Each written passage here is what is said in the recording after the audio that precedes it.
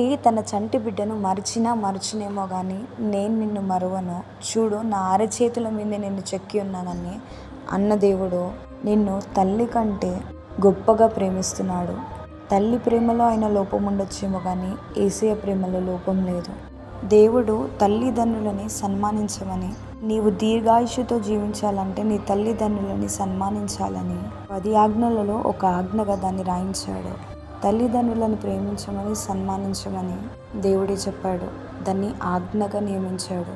అయితే యేసు ప్రభు నా నిమిత్తము, నా నామము నిమిత్తము, నా రాజ్యము నిమిత్తము ఒకడు తన తల్లినైనా, తండ్రినైనా, అన్నదమ్ములనైనా, అక్క చెల్లెలనైనా, పిల్లలనైనా, భూములనైనా, ఇండ్లనైనా విడిచిపెట్టిన ప్రతి వాడును 100 రెట్లు పొందును.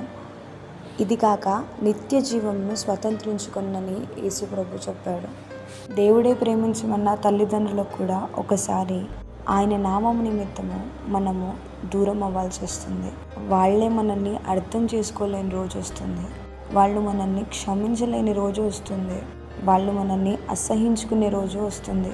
అట్లాంటి సమయంలో వారి పైన తిరగబడక, వారితో వాదించక, వారు నిన్ను విడిచిపెట్టినా సరే దేవుణ్ణి గట్టిగా పట్టుకొని ఉంటే ఆయన దానికి ప్రతిఫలం ఇయ్యక మానడు.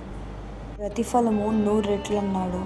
ఈరోజు మీ తల్లిదండ్రులు మిమ్మల్ని అర్థం చేసుకోవట్లేదేమో, కానీ ఒక రోజు వస్తుంది వారు ఖచ్చితంగా నిన్ను, నీ పరిస్థితిని అర్థం చేసుకుంటారు. నీవు నమ్మిన దేవుడు నిన్ను సిగ్గుపరచడని అందరూ తెలుసుకునే రోజు ఒకటి వస్తుంది. ఓపికతో వేచి ఉండండి. ఈరోజు నిన్ను తృణీకరించిన వారు దేవుడు నీవు ఆయన మీద పెట్టుకున్న నిరీక్షణను బట్టి నిన్ను హెచ్చించిన నాడు అందరూ ఆశ్చర్యపోతారు. దేవుడి పట్ల నీకున్న నిరీక్షణను బట్టి దేవుడు నిన్ను సిగ్గుపడనీయడు. తగిన ప్రతిఫలాన్ని ఇవ్వక మానడు.